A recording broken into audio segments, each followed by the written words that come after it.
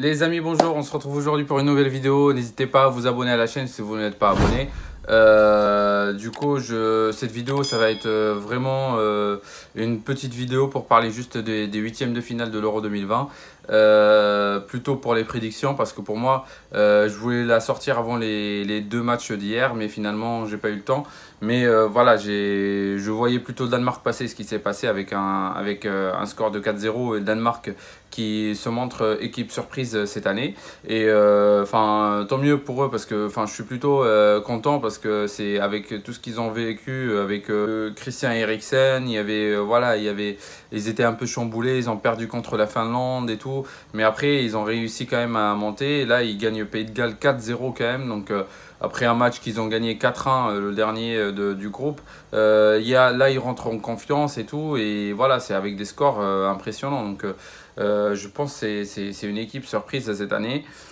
Après, voilà, l'équipe de l'Italie, j'attendais vraiment qu'ils gagnent sans prolongation, mais finalement, ils ont galéré, mais comme jamais contre l'Autriche, alors que j'attendais pas du tout. J'attendais que l'Italie allait, pas gagner facilement, mais allait gagner, même 1-0, 2-0, mais passer sans les prolongations. Et du coup, là, pour les matchs d'aujourd'hui, Portugal-Belgique. Je vous avoue, moi je suis plutôt pour Portugal, mais pour ce match c'est un peu compliqué. Je ne vois pas vraiment une équipe passer, mais si je dois choisir une équipe, je vais dire pour la logique. Pour moi c'est plutôt Belgique, même s'ils jouent un jeu plutôt sur Lukaku en attaque, et qu'ils essayent ils essayent de trouver Lukaku, et que Lukaku c'est à lui de faire les déviations vers les autres attaquants ou les autres joueurs. Et là, le Portugal, ils ont Pepe qui a de l'expérience, qui va rentrer dedans à Lukaku, et que il va pas être à l'aise pour mettre des déviations, pour mettre des remises. Donc c'est vraiment à voir, parce que les deux équipes sont bien équilibrées. La Belgique, avec le retour de De Bruyne, ça leur a fait du bien. Par contre, le Portugal en attaque, j'aime pas Diego Jota. Franchement, c'est un joueur qui est un petit peu... Il est encore stressé, il rate beaucoup de passes, il fait beaucoup de fausses passes. Après, il y a Cristiano Ronaldo, hein, c'est le buteur de l'Euro cette année. Donc après pour moi, j'aimerais bien que Portugal passe. Mais bon, comme j'ai dit, si je dois choisir une équipe, logiquement sur papier, Belgique. Du coup, pour le match d'après, c'est le Pays-Bas, la République tchèque. Ça, ce match, je pense que... pour moi, Pays-Bas, il doit passer. Mais je vous avoue que, Pays-Bas, ils m'ont pas vraiment convaincu avec leur jeu. C'est tout le temps maintenant, c'est Wijnaldum qui marque. Mais bon, je trouve pas... je les classe pas avec les équipes que je vois vraiment gagner l'Euro. Donc pour moi... les Pays-Bas contre République tchèque, peut-être ça va passer pour moi. Si je fais mon choix pour prédiction, ça va être Pays-Bas. Donc pour moi, je vois plutôt Pays-Bas passer. Mais bon, c'est pas une équipe qui va dominer. Donc peut-être on verra une surprise pendant ce match. Mais je vois plutôt Pays-Bas passer. Donc voilà. Après, les matchs de demain, d'après-demain, de demain, ça va être la France-Suisse. Donc je vois plutôt la France passer. Sans parler autant, je vois pas. La Suisse, je respecte cette équipe et tout, mais je vois pas vraiment la Suisse éliminer la France, parce que la France, franchement, ils sont plutôt équilibrés. Ils ont l'équilibre, ils ont une équipe type pour moi. Et pour moi, ils sont les candidats qui peuvent gagner l'Euro. Mais c'est vrai que dans la phase de groupe, ils n'ont pas vraiment convaincu. Donc, je sais pas, est-ce qu'il y avait des problèmes de confiance ou quoi que ce soit. Mais franchement, moi j'attendais dans la phase de poule que la France, au moins, déjà l'Hongrie, ils ont galéré parce que l'équipe est revenue derrière. Et surtout la France qui joue tout le temps. La France, ils cherchent tout le temps à jouer derrière avec des contre-attaques, alors qu'elle a des joueurs qui peut casser tout le monde et de prendre le rythme du match. Mais je sais pas pourquoi Didier Deschamps, il joue tout le temps derrière et il attend les contre-attaques. Il l'a fait contre l'Allemagne, il l'a fait même contre le Portugal. Donc Portugal, ils ont dominé le milieu de terrain, alors que milieu de terrain, t'as Pogba, Kanté, et je vois même pas l'intérêt. Il a mis Tolisso sur le côté, alors que bon, pour ne pas rentrer dans les détails, parce que bon, voilà, ça va être un débrief du match dernier, mais bon, je vois plutôt la France passer pour le match de France-Suisse. Après, bon, le match aussi, ça va être l'Espagne contre la Croatie.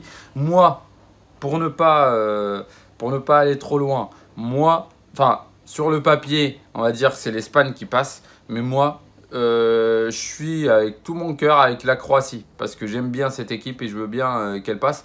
Et j'aime pas du tout cette Espagne. C'est pas parce qu'il n'a pas pris des joueurs madrilènes, c'est loin de là. Parce que franchement, cette équipe de l'Espagne me fait pas rêver.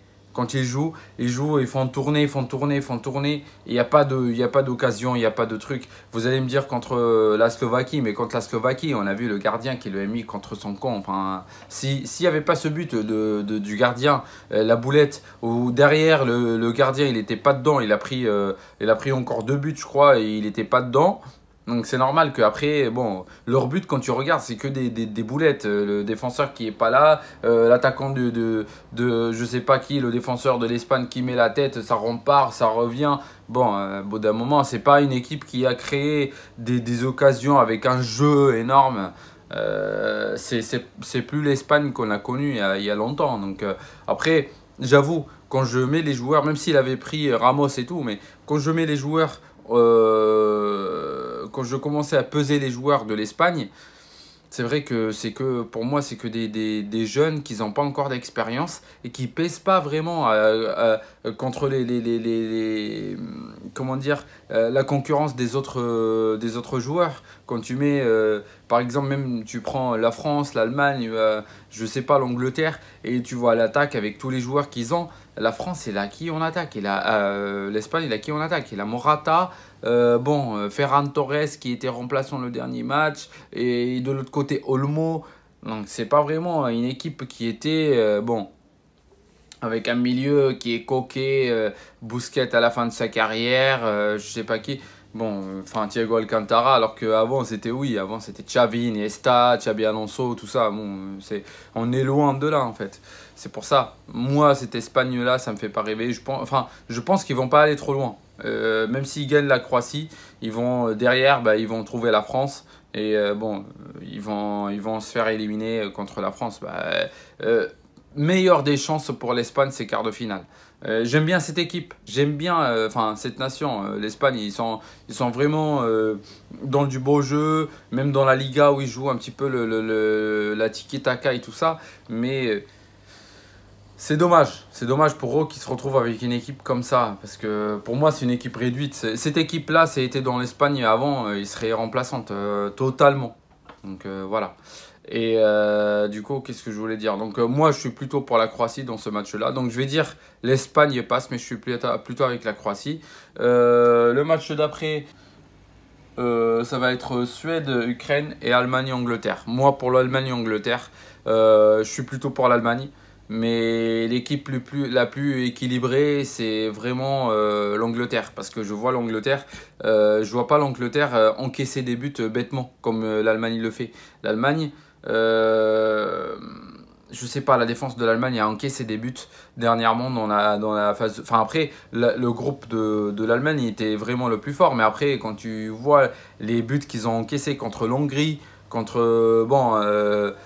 même contre le Portugal, c'est une équipe qui est, je sais pas, c'est en défense, ils sont pas du tout là. Et c'est le système de jeu aussi de Love qui met 3 défenseurs alors que c'est pas du tout le cas. Il met le milieu, il met Gundogan, Kroos, mais c'est pas des milieux défensifs. Donc tu perds l'aspect de casser les contre-attaques. C'est plutôt des joueurs pour la construction. Pour moi, ce serait plutôt de mettre 4 défenseurs, comme d'habitude, 2 défenseurs centraux et 2 latéraux. Et après, tu mets tes 3 milieux avec Kimmich, que tu le mets milieu défensif, et Kroos et Gundogan. Comme ça, Gundogan et Kroos, ils se libèrent pour jouer. Et après, si tu peux faire Kai Havertz, parce que tu le préfères, tu le mais sur le côté, ou tu le mets à la place de Gundogan, ou je sais pas quoi, parce que Kroos, c'est plutôt, pour moi, c'est l'équilibre de l'équipe. C'est lui qui fait, et pour l'instant, il a toutes les stats des passes et tout à l'Euro. Donc voilà, plutôt l'Allemagne, je trouve que le système de jeu, je suis pas du tout fan. Mais voilà, j'aime bien cette équipe et je veux bien qu'il passe. Mais Par contre, je vois plutôt l'Angleterre passer parce que l'Angleterre sont équilibrés. Si on compte sur la défense, gardien, défense, milieu et attaque, l'Angleterre sont plus équilibrés. Donc sur papier, je dirais Angleterre. Donc pour moi, je vois plutôt l'Angleterre. Et Suède-Ukraine, je dirais ce match-là, c'est un peu compliqué parce que l'Ukraine, c'est une équipe qui va jouer pour la grinta, qui va jouer dans des matchs contre les grands. Mais on a vu hein, les matchs où c'est un peu, on ne sait pas qui va passer. Ils étaient un peu chamboulés. La Suède, par contre, il a bien joué la phase de poule. Donc je me demande, est-ce que la Suède vraiment va être une surprise aussi, comme l'équipe de Danemark. Donc ça reste à voir contre l'Ukraine, mais je suis plutôt avec la Suède pour passer. Enfin, plutôt avec, mais je vois plutôt passer. Je suis pas avec ni l'un ni l'autre, mais je vois plutôt la Suède passer pour le quart de finale. Ce qui va nous donner Suède, Angleterre. Et là, je vois plutôt Angleterre passer. Ce qui va donner aussi Danemark, Pays-Bas. Et là, je vois plutôt Danemark passer. Et de l'autre côté, il y a l'Italie, Belgique au Portugal. Et moi, comme j'ai dit, sur papier, j'ai dit Belgique. Donc, ça va donner Belgique-Italie. Et je vois plutôt Belgique passer. Et du coup, France-Espagne, c'est France qui passe. Et pour moi, donc, ça va faire France-Italie et France-Italie et on a dit Angleterre et Danemark. Donc après, voilà, Angleterre-Danemark, je vois Angleterre passer. Et entre France-Italie, je sais pas, avec le match de l'Italie qu'ils ont fait, je suis pas du tout convaincu. Parce que la phase de poule, je me suis dit, l'Italie, c'est le meilleur candidat pour l'Euro. Mais bon, ni la France d'ailleurs, en phase de groupe. Donc pour moi, si je dois choisir une équipe, ça va être la France. Et après, ça va être France-Angleterre. Et je vois plutôt la France gagner l'Euro. Donc voilà, c'est tout pour aujourd'hui, pour la vidéo. Et j'espère que j'aurai quelques prédictions. Donc si j'ai plus que la moitié, je mérite quand même que vous vous abonnez à la chaîne. Voilà. Et du coup, d'ici là, on se retrouve pour une nouvelle vidéo. Merci d'avoir regardé la vidéo. N'hésitez pas de liker, disliker, mettre de commentaires comme vous voulez. Et on se retrouve pour une nouvelle vidéo. Ciao.